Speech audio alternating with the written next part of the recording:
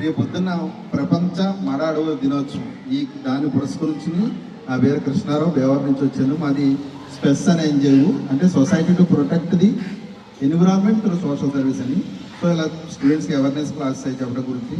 So ఇది mangroves గురించి క్లుప్తంగా మాట. Name is Vijaya. I am studying 9th class, ZPHS Darbarevu, west Godavari district.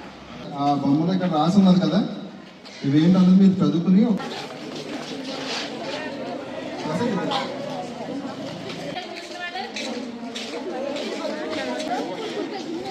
ఏముంది మ్యాంగ్రోవ్స్ కింద ఏం రాసింది?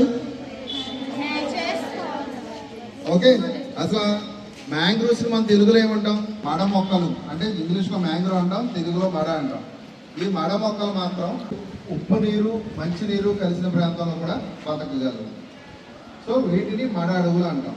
మరి ఈ మడ అడవుల గురించి దర్బరేవులో చెప్పవలసిన అవసరం ఏంటని మీరు అడగాలి అక్కడ. కానీ ఈ మ్యాంగ్రోవ్ ఫారెస్ట్ మీ ఊళ్ళోనే ఉంది.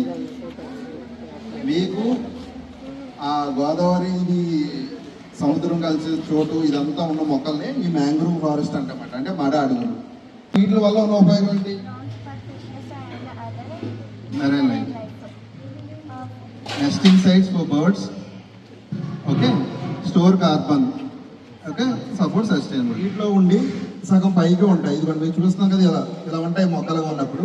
అసలు ఈ మ్యాంగ్రోవ్ వల్ల ఈదురు గాలులు, ఈ స్ట్రోమ్స్ అండ్ తుఫాన్లు ఇవన్నీ వచ్చినప్పుడు ఉండడం వల్ల గట్టిగా వచ్చే ఏదైతే ఉన్నాయో అలలు ఈ చెట్లు గుద్దుకుని ఆగుతాయి.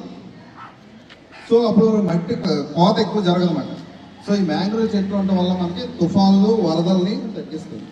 అంతేకాకుండా బయోడైవర్సిటీ మెయిన్ పార్ట్. అందులో రకరకాల జీవాలు ఫారెస్ట్ ఇయర్లీ ఇలా ఉండటం వల్ల సగం నీళ్ళు వాటిలోకి బతికే అవకాశాలు. అలాగే మ్యాంగ్రోవ్ ఫారెస్ట్లో వాటి ఫిషెస్కి మంచి ఫుడ్ దొరుకుతుంది, మంచి వాటికి బతికే అవకాశం ఎక్కువ ఉంటుంది అన్నమాట. సో ఫిషెస్ కూడా మ్యాంగ్రోవ్ ఫారెస్ట్ ఉపయోగపడుతుంది. నెక్స్ట్ అన్నిటికన్నా ఇంపార్టెంట్, స్టోర్స్ కార్బన్.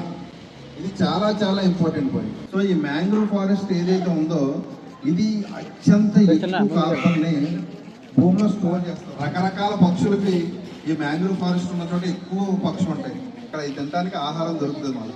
అదేవిధంగా ఈ మ్యాంగ్రోవ్ ఫారెస్ట్ ఉన్న చోట కూడా రకరకాల పక్షులు వచ్చి వాటి జీవనాన్ని కొనసాగించడానికి ఉంటుంది. ఉపయోగం ఉన్న ఈ నేల మీ ఊరు దగ్గరలో తెలుసుకోవడం అన్నది మాత్రం మనందరి బాధ్యత. సో ఎక్కడైనా ఈ మొక్కలు కనుక మీకు కనిపిస్తే ఇది దయచేసి పిచ్చి మొక్కలు అనుకోవద్దు. ఇవి చాలా ఉపయోగపడే మొక్కలు.